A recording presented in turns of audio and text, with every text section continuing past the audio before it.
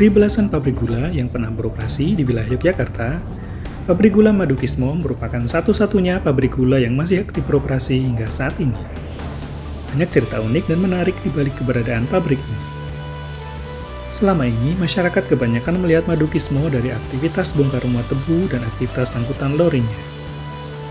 Bagi itu, saya berkesempatan berkeliling melihat lebih dekat pabrik gula Madukismo yang menyandang nama lengkap Pabrik Gula dan Pabrik Spiritus Madukismo, baik dari sisi produksinya maupun sejarahnya. Bersama komunitas Alon Melampah dan Rumah Tua, kita disambut oleh pihak pabrik gula yang bernaung di bawah PT Madu Baru ini. Nampak para peserta antusias mengikuti jalannya acara. Dimulai dari penjelasan tentang kegiatan dan produksi di pabrik.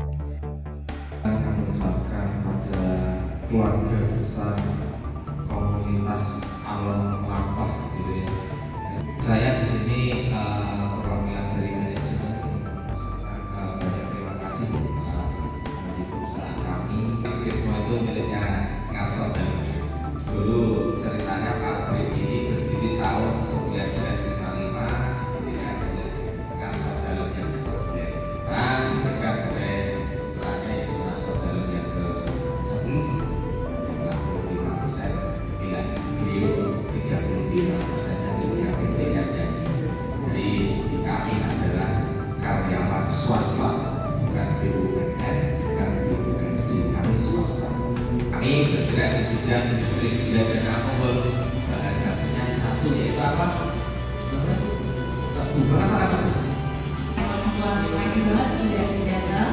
Jadi sebenarnya Alon Melampah ini kita tuh cuma wadah yang kalau suka jalan-jalan dan suka kerja yang menarik, terus pengen menjadi tempat lain karena saya dari rumah sendiri. Jadi terima kasih untuk agenda. Terus agenda kali ini namanya agenda bergabung karena kalau bergabung ini kita mau menjadi satu tempat. Dari PT Madu Baru, ini langsung aja kita mulai. Nanti setelah ini teman-teman akan kita ajak masuk ke dalam pabrik. Ini proses yang pertama yaitu adalah proses pengolahan lahan perkebunan tebu. Lahan ini luasnya kurang lebih sekitar 5.000 sampai 6.000 hektar yang tersebar di wilayah daerah istimewa Yogyakarta dan Jawa Tengah sebagian. Tentu saja PT Madu Baru ini tidak mempunyai lahan sendiri. Kita bekerjasama dengan para pemilik lahan dan juga para petani dalam pengadaan bahan baku. Dalam setahun, beda dengan tanaman lainnya yang bisa dipanen mungkin 3-4 kali dalam setahun. Usia panen tebu ini dari masa tanam sampai memasuki masa panen membutuhkan kurang lebih sekitar 10-12 bulan. Ini yang menjadikan kenapa pabrik gula di Madukismo juga sama seperti itu, hanya melakukan proses giling atau proses produksi ini 1 tahun hanya sekali. Dan biasanya ini bertepatan pada musim kemarau atau jatuh pada bulan Mei sampai dengan Oktober. Tepat pada saat ini teman-teman dari komunitas Alon Melampah kita nanti bisa melihat secara langsung bagaimana proses pembuatan gula yang ada di PT Madu Baru karena saat ini kita sedang masa produksi. Mempekerjakan masyarakat sekitar yang ada di wilayah pabrik ini. Salah satunya juga untuk mengurangi tingkat pengangguran yang ada di sekitar pabrik. Kemudian nanti akan kita bawa tebu yang sudah kita tebang ini ke dalam pabrik menggunakan armada truk ini. Nah, di sini akan kita menggunakan armada truk. Dalam satu hari pabrik gula Madukismo bisa menggiling tebu sebanyak kurang lebih 3.500 ton. Berat rata-rata di satu armada truk ini hanya sekitar 5-6 ton.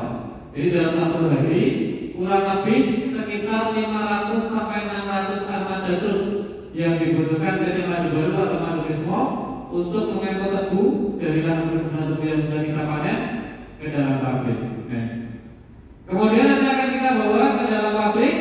Sebelum kita olah nanti akan ada tahapan yang pertama. Tahapan sebelum masuk ke dalam pabrik yaitu adalah proses pengecekan kadar gula yang ada di dalam batang tebu. Di sini akan kita pergunakan alat yang bernama stick plate atau handikometer. Nah seperti ini. Akan kita cek atau kita ukur kadar gula yang berada di batang tebu. Nah, kadar gula ini nanti akan mempengaruhi hasil dari produksi atau penggilingan tebu. Ini. Nanti akan kita pindahkan setelah dilakukan proses pengecekan kadar gula. Tebu yang tadinya dari armada truk akan kita pindahkan ke kereta lori. Nanti sebelumnya akan dilakukan proses penimbangan bruto, yaitu penimbangan kotor, penimbangan beserta armada truknya. Kemudian nanti akan kita pindahkan tebu ini menggunakan kren ke kereta tebu atau lori, dan nanti akan dilakukan proses penimbangan tara atau penimbangan bersih. Nanti akan kita kurangi berat bruto dengan berat tara untuk mengukur berapa tonase tebu yang dibawa masuk ke pabrik gula Mandukismo. Bapak Ibu semuanya, nanti akan kita sama-sama naiki kereta yang dinaiki tebu seperti ini. Tentu saja nanti kereta ini sudah kita modifikasi menjadi kereta wisata. Nah ini dulunya kereta yang kita gunakan untuk mengangkut tebu. Keretanya sudah ada di depan, seperti apa yang saya sampaikan di awal. Setelah ini nanti akan kita bawa masuk ke dalam pabrik. Akan dilakukan proses penggilingan tebu. Merupakan proses yang pertama, proses ekstraksi. Di sini akan kita giling dengan alat yang bernama unigrator atau mesin pencatat tebu. Nanti tidak akan di BTM baru ini tidak kita cuci dulu atau kita kupas tebu ini. Nanti akan langsung kita giling. Setelah digiling nanti akan berubah menjadi cacahan-cacahan kecil seperti yang terlihat dalam video. Dan di sini nanti akan kita pisahkan antara bagian padat dengan bagian yang berupa cairan. Bagian padat ini adalah ampas tebu seperti ini. Kemudian bagian yang berupa cairan yaitu adalah air nira atau air tebu seperti itu. Nah, di proses yang pertama ini nanti akan ada limbah yang dihasilkan yaitu berupa ampas tebu. Ampas tebu ini merupakan limbah dari stasiun yang pertama, tetapi limbah yang berupa ampas tebu ini nanti tidak akan kita buang, akan kita manfaatkan sebagai sumber tenaga dengan cara kita bakar. Kita gunakan untuk mendidihkan air dan nanti akan kita ambil tekanan uap. Nah, tekanan uap yang dihasilkan ini nanti akan kita alirkan melalui pipa untuk menggerakkan mesin-mesin produksi yang ada di pabrik gula Mandukismo. Di samping tenaga uap, pabrik gula Mandukismo ini juga membutuhkan sumber energi listrik. Sumber energi listrik ini nanti juga dihasilkan dari proses pembakaran ampas ini. Yang tadinya kita dapatkan tekanan uap akan kita ubah menjadi sumber energi listrik melalui turbin. Salah satu contohnya juga listrik yang ada di ruangan ini. Kemudian nanti setelah dibakar tentu saja akan ada abu yang dihasilkan. Abunya itu nanti akan kita ubah menjadi batu bata. Nah, ini adalah inovasi dari proses pemanfaatan limbah. Kemudian setelah kita dapatkan air nira atau air tebunya, kita bawa ke proses yang kedua. Di sini namanya adalah proses pemurnian, di mana di awal tadi kita sampaikan tidak melalui proses pencucian atau pengupasan dulu, tebunya langsung kita giling. Dan di sini nanti akan kita reaksikan dengan kita tambahkan air susu kapur yang berfungsi sebagai pengendap kotoran yang masih bercampur di dalam air nira atau air tebu. Nah ini, di sini telah terjadi atau proses penambahan air kapur, akan ada endapan yang dihasilkan. Yang berada di atas ini adalah air nira yang sudah bersih. Kemudian yang berada di bawah ini adalah endapan dari proses penambahan air kapur. Nah, akan kita pisahkan antara air nira yang bersih dengan endapan atau ini adalah merupakan lumpur. Endapan yang kami sampaikan di awal tadi. Lumpur ini merupakan limbah dari stasiun pemurnian. Tetapi lumpur ini nanti tidak akan kita buang, akan kita buat menjadi pupuk organik yang nanti pupuk ini akan kita kembalikan ke tanaman tebu lagi. Jadi dari tebu akan kita kembalikan ke tebu. Nah, setelah ini nanti akan kita bawa ke proses yang ketiga, namanya adalah proses penguapan atau evaporasi. Di sini nanti akan kita panaskan, suhunya kurang lebih sekitar 105 derajat Celcius, sekaligus untuk membunuh kuman atau bakteri yang masih berada di air nira. Dan di sini juga nanti akan kita semprotkan gas SO2 atau gas sulfur yang berfungsi sebagai bleaching atau pemucat dari gula yang kita hasilkan tadi. Nah, di sini sudah terjadi proses kristalisasi. Ini adalah merupakan proses yang keempat. Setelah kita dapatkan air nira yang sudah mulai kental atau pekat, akan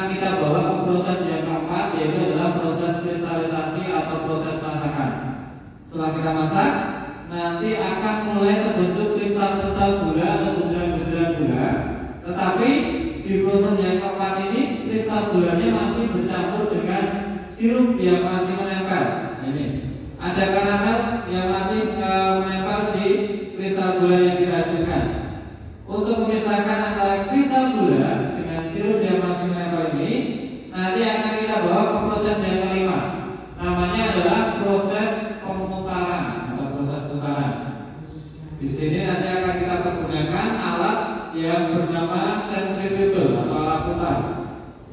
2500 rotasi per menit. Nanti akan terpisah antara kristal gula dengan sirup yang masih menempel.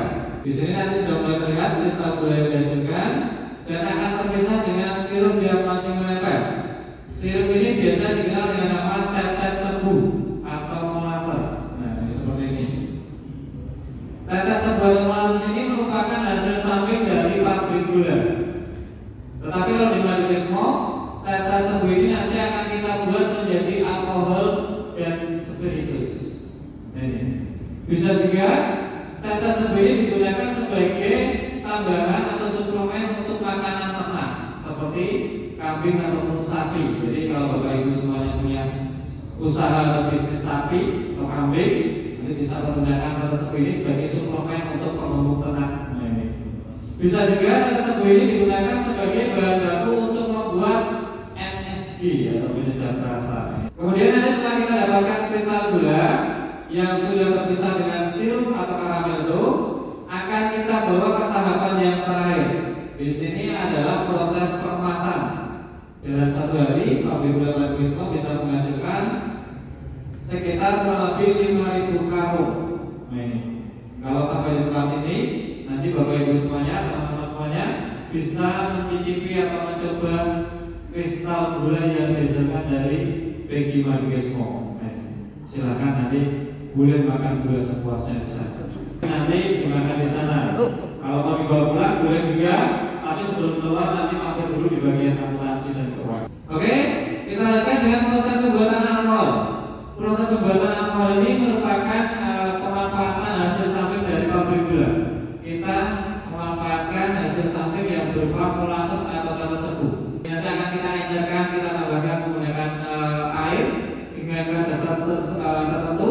Adanya ini di proses yang pertama, namanya adalah stasiun masakan. Kemudian setelah ini nanti akan kita bawa ke tahapan yang kedua. Tahapan yang kedua ini nanti namanya adalah proses fermentasi atau proses peragian. Akan kita diamkan di stasiun fermentasi ini kurang lebih nanti sekitar 50 jam. Dan di sini nanti sudah ada kandungan alkoholnya, tetapi baru sekitar 5-10%. Ini. Untuk menaikkan kadar alkohol nanti akan kita bawa ke tahapan yang ketiga atau tahapan yang terakhir. Namanya adalah proses destilasi. Yang nanti kadar alkoholnya akan naik menjadi 95%. Dalam satu hari pabrik spiritus Madukismo bisa menghasilkan alkohol sebanyak kurang lebih 25.000 liter. Tapi nanti untuk proses penjualannya beda dengan gula pasir yang kita perjualbelikan secara bebas. Alkohol yang dihasilkan di PS Madukismo ini nanti kita hanya menjual kepada konsumen yang sudah mempunyai jenis dari Direktorat Jenderal Bea dan Cukai. Di samping itu kita juga menghasilkan alkohol dengan kadar kurang dari 94%. Nanti akan kita buat menjadi spiritus bakar dengan kita tambahkan metanol, minyak tanah atau kerosin dengan metilen blue sebagai pewarna. Jadi kalau Bapak Ibu semuanya tahu ini spiritus itu biasanya berwarna biru atau ungu ya, karena akan kita tambahkan metilen blue sebagai pembeda antara alkohol murni dengan spiritus bakar, alkohol yang kadarnya sudah kita rusak. Di dalam proses pembuatan gula serta alkohol dari PT Madu Baru, kalau di awal tadi kita sampaikan ada limbah yang berupa padatan, kita juga ada limbah yang berupa cairan. Nah, limbah yang berupa cairan ini nanti akan kita olah dulu di unit pengolahan limbah cair yang dari PT Madu Baru. Dan ini merupakan inovasi dari proses pemanfaatan limbah yang berasal dari pembakaran ampas tebu. Ini adalah batu bata yang terbuat dari abu ampas tebu. Ini kita buat menjadi batu bata. Kita bekerjasama dengan pihak ketiga, adalah proses pengadaan bahan baku yang dibuat menjadi batu bara seperti ini. Di samping itu, limbah padatan kami yang berasal dari stasiun pemurnian yaitu lumpur hitam tadi, ini akan kita buat menjadi pupuk organik yang nanti pupuknya ini akan kita kembalikan ke tanaman tebu. Jadi dari tulang tebu akan kita kembalikan ke tanaman tebu. Di samping itu, limbah yang berupa limbah cairan juga akan kita buat menjadi punca madu atau namanya dari pupuk cair madu Ismo. Hingga akhirnya mulai bersiap untuk menjelajah pabrik. Yang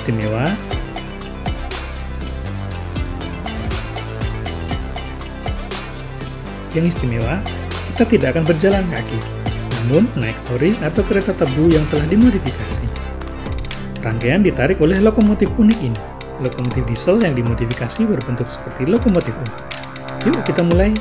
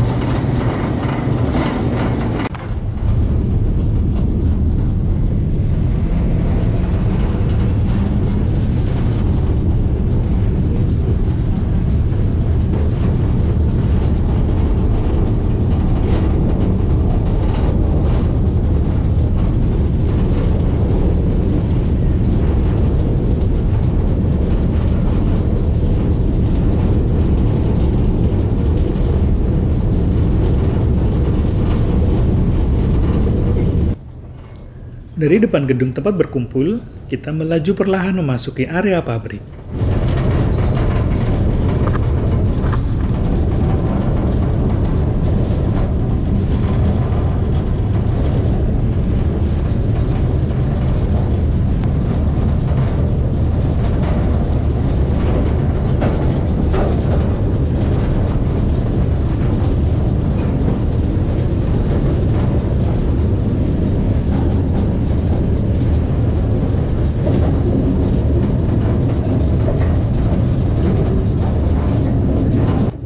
Nampak di sebelah kiri deretan rangkaian gotrok atau lori pengangkut tebu yang penuh muatan.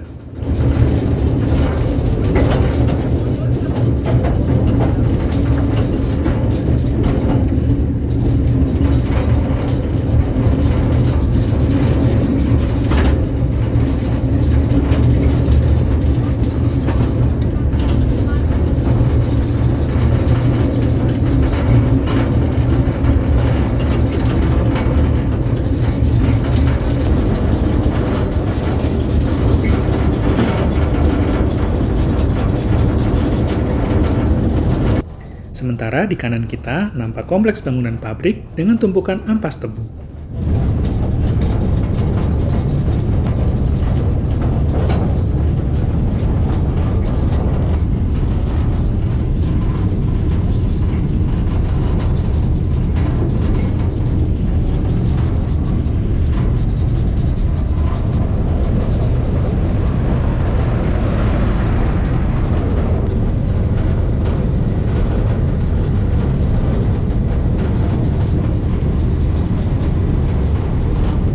lalu disambung dengan pembuangan abu panas hasil penyaringan cerobong.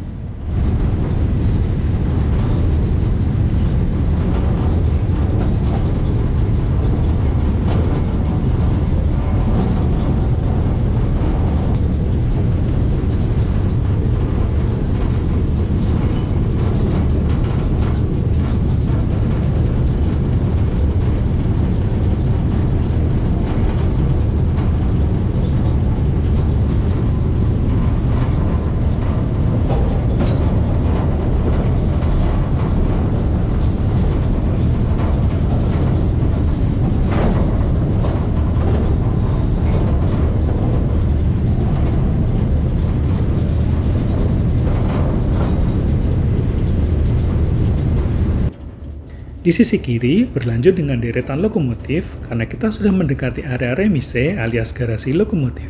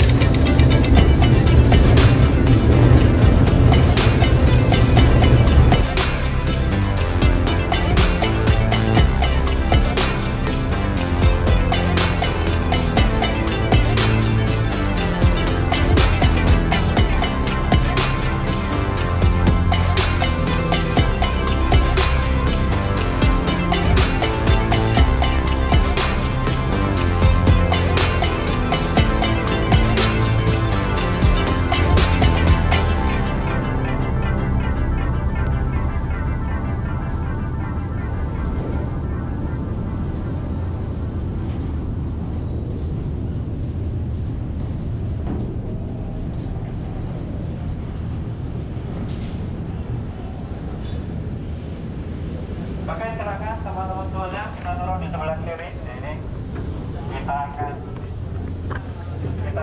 bawa atau Tepat di dekat pintu masuk remise, rombongan turun dan dipandu untuk melihat ke dalam.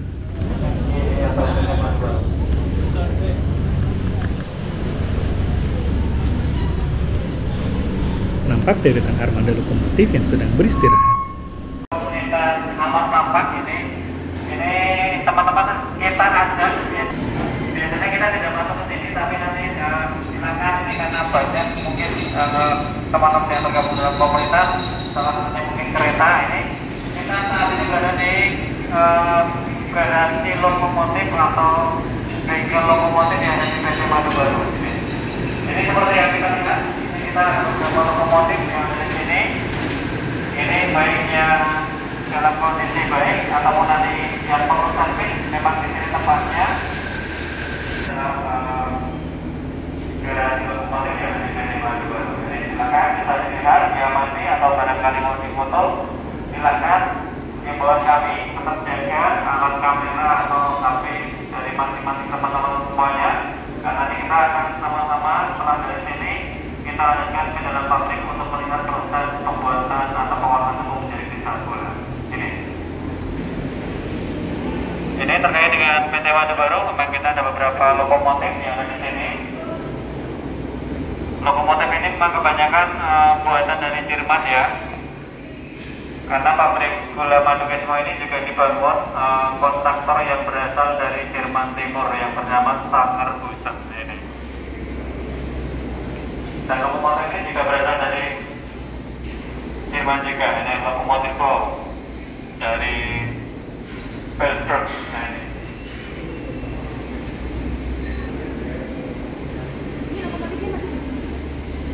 Masih, jadi memang ada beberapa yang sudah tidak bisa kita gunakan. Nah ini kalau sudah tidak bisa kita gunakan ya istirahat tentu saja. Dulu memang kita juga ada lokomotif uap, tapi untuk saat ini lokomotif uap itu juga sudah kita tidak pakai atau istirahat, digantikan dengan lokomotif diesel. Nah, ini berbahan bakar solar. Memang itu juga ada longgar karena seperti halnya bengkel yang kita ketahui memang ini digunakan untuk mereparasi memperbaiki dari spare-part dari lokomotif yang memang perlu perawatan. Kalau yang magni aktif untuk angkanya mungkin ya sekitar 10 sampai 15 ini. Uap-uapnya juga bikinan Kalmak, Mas. Iya, kalau uapnya memang dari Jerman. Kebanyakan memang baik dari ori atau mungkin kereta ini berasal dari Jerman Timur. Tapi dulu waktu awal Madukismo pesan lokomotif itu mereka pesan uap dan diesel ya. Salah satunya itu. Jadi baik pabrik ataupun kereta ini memang kita datangkan dari Jerman Timur. Karena apa? Jerman Timur ini memang terkenal dengan industri yang maju pada saat itu. Tapi untuk saat ini kan Jerman Timur sudah tidak ada. Jadi Jerman Timur sudah tidak ada. Kita hanya bisa mengenang ini adalah hasil karya dari teman-teman dari Jerman Timur. Masuk ke pabrik. Nah ini nanti suasananya lebih beda. Jadi jangan. Selesai dari remise, kita bersiap masuk ke area pabrik. Dimulai dari area pembongkaran. Sebentar lagi teman-teman akan kita ajak masuk ke dalam pabrik untuk melihat proses pengolahan tepung menjadi kental gula. Ini di tempat ini merupakan proses yang pertama, yaitu adalah proses ekstraksi atau proses penggilingan tepung. Tepung yang tadinya dari kereta nori atau kereta tepung akan kita pindahkan ke meja tepung yang ada di sebelah sisi kiri dari teman-teman Bapak Ibu semuanya. Kemudian nanti akan kita giling. Proses penggilingan tepung itu kan dibiarkan atau di depan Bapak Ibu.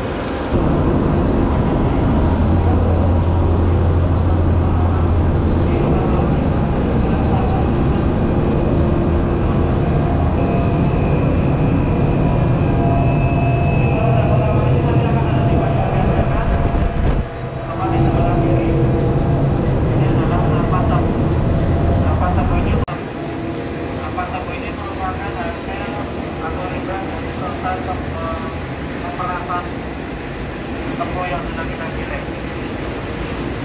Ini nanti akan kita gunakan sebagai bahan bakar. Ini bahan bakar kami berasal dari proses pemanfaatan limbah yang berupa ampas tepung ini. Nanti akan kita kirim ampas tepung ini ke stasiun boiler atau stasiun ketel. Tepat di sebelah ruangan ini kita gunakan sebagai pusat tenaga atau sumber tenaga. Lalu kita olah proses yang kedua.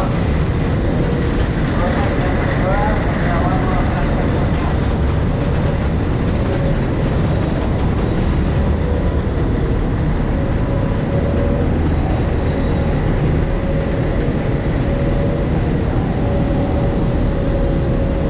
Untuk proses tepungnya ini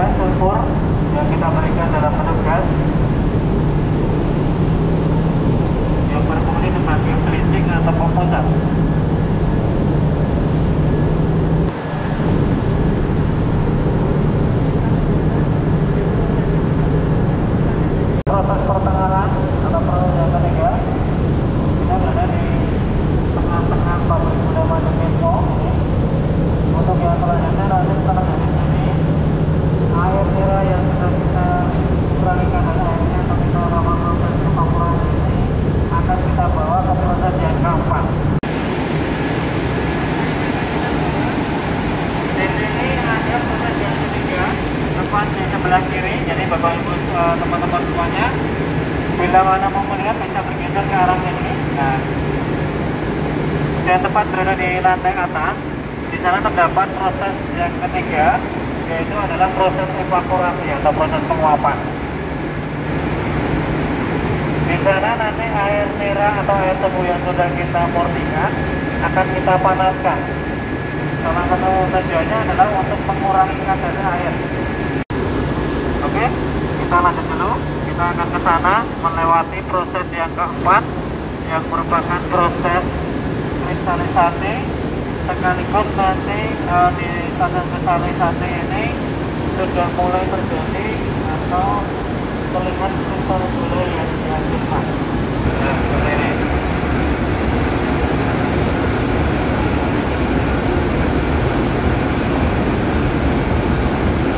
Kemudian dari tahapan kristalisasi ini, kristal gula yang kita hasilkan nanti masih bercampur dengan sirup yang nanti menempel. Akan kita pisahkan di proses yang kelima, tepat di depan kita. Di atas yang berwarna kuning ini adalah 6 putar atau 1 putaran yang berfungsi untuk memisahkan kristal gula dengan sirup yang masih menempel.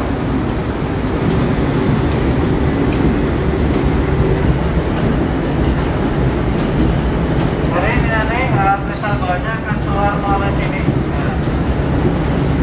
Untuk kristal gula yang tidak kita butuhkan, memang nanti akan kita buang. Merupakan kristal gula yang kita mau butuhkan. Nanti kristal gula ini akan keluar atau turun melalui corong atau teropong yang ada di kotak talang besi.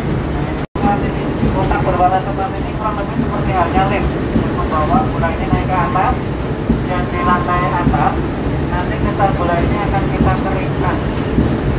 Juga nanti akan kita saring. Ini ada proses pengeringan dan nanti ada juga proses optimisasi kristal. Dari sini kristal gulanya akan kita bawa ke proses yang terakhir. Tahapan yang terakhir yaitu adalah tahapan pengemasan.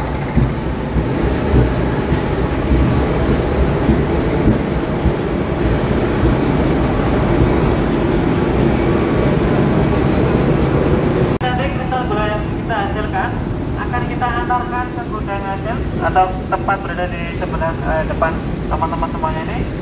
Kristal gula akan kita bawa menggunakan conveyor. Ini conveyornya ini ada di atas teman-teman ini, ada di jembatan di atas teman-teman semuanya. Dan nanti akan kita bawa masuk ke gudang hasil. Ini kita akan masuk ke sini.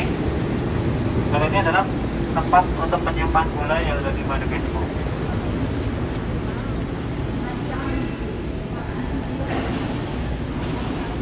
Ya,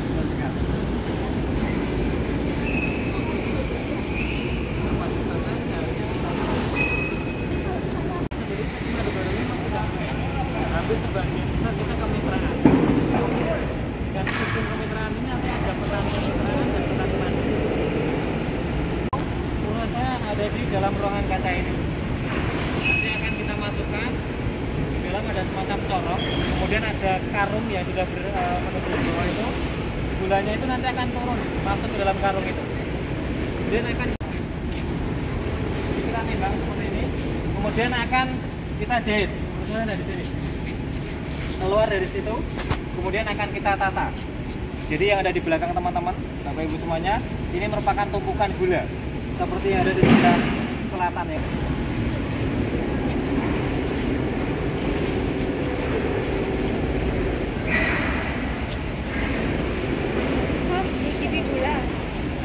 Kalau di sana tadi kan belum terlihat apa kristal gulanya. Nah, ini adalah kristal gula yang dihasilkan di PT Madu Baru atau Madu Kismo.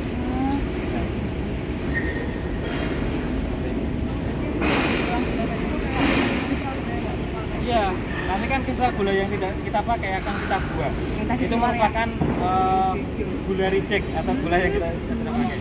Kalau ya itu tidak kita pakai. Kalau ini sudah menjadi produk kami. Ini namanya adalah gula SHS dengan kualitas 1, superior head sugar kualitas 1. Superior head sugar. Head sugar. SHS 1A. Oh.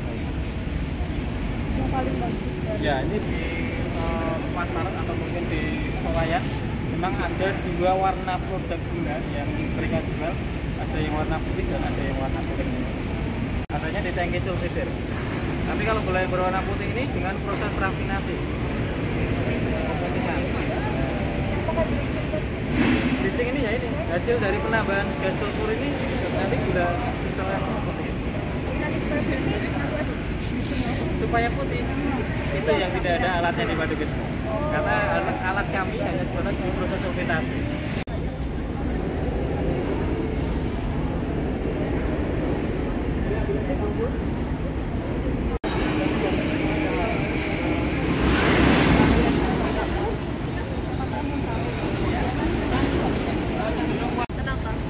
Karena tidak banyak proses sukrosa atau proses pembuangan dari kadar gula tersebut. Nah, dan peruntukannya sebenarnya beda. Gula yang berwarna putih atau gula rafinasi ini biasanya diperuntukkan untuk industri makanan dan minuman. Biasanya industri makanan dan minuman ini tidak ingin produknya berubah warna. Beda dengan penambahan gula seperti ini. Bisa kita ambil contoh kalau misalkan kita memasukkan ini ke dalam air putih saja, nanti warnanya agak kuning. Beda dengan produsen yang membuat makanan atau minuman. Jadi gula pasir ini akan diajarkan dulu, kurang lebih diajarkan, dan kemudian akan ada proses penambahan putih telur. Kemudian akan didinginkan, kering, setelah itu dipecah. Makanya biasanya bentuknya tidak berat-berat. Ya itu karena mungkin ini tidak dimasak lagi menjadi karamel. Kalau ini kan karamel yang kita buat kristal. Kalau itu sudah jadi kristal, tapi dimasak lagi menjadi karamel. Selesai melihat proses produksi gula, para peserta dibawa ke area terbuka di kompleks pabrik. Namun sebelumnya, kita mencari penanda bersejarah yang ada di kompleks pabrik. Ya, inilah dia pelang penanda pembangunan pabrik.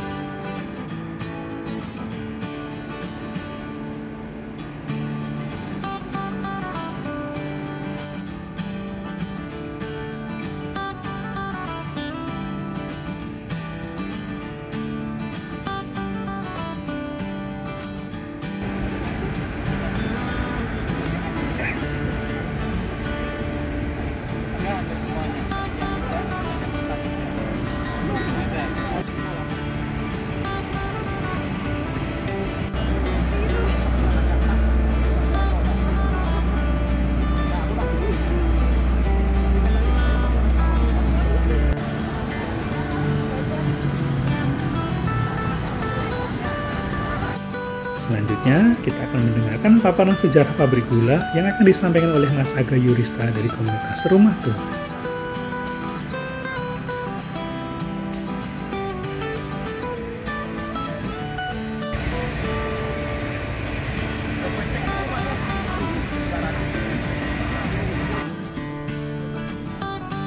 Pabrik gula Madukismo sejatinya bukanlah pabrik gula peninggalan Belanda, namun meneruskan pabrik gula yang sudah pernah ada sebelumnya.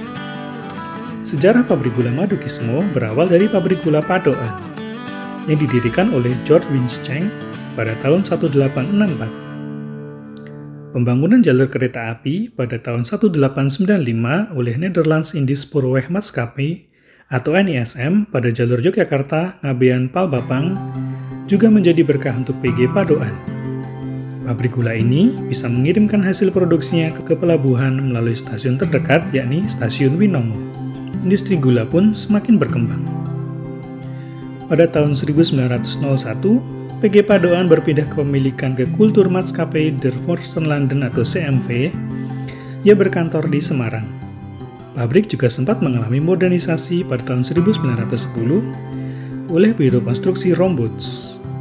Namun, manisnya kejayaan industri gula yang berdampak pada bermunculannya pabrik gula membuat suplai gula mencapai batasnya.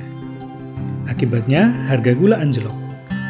Solusi untuk itu kemudian adalah pembatasan produksi.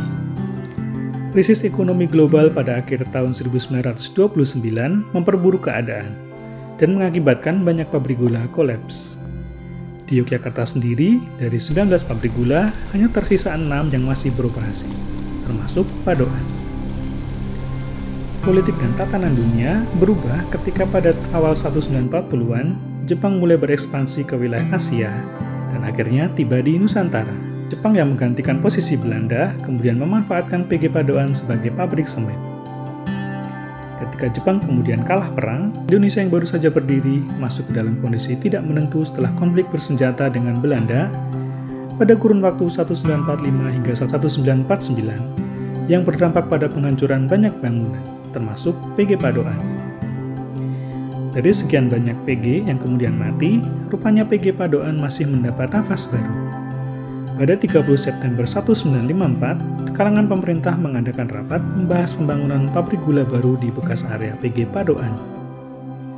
Pembangunan pun dimulai dengan mendatangkan mesin dan tenaga ahli dari Jerman Timur yang menghabiskan dana sekitar 170 juta rupiah pada masa itu.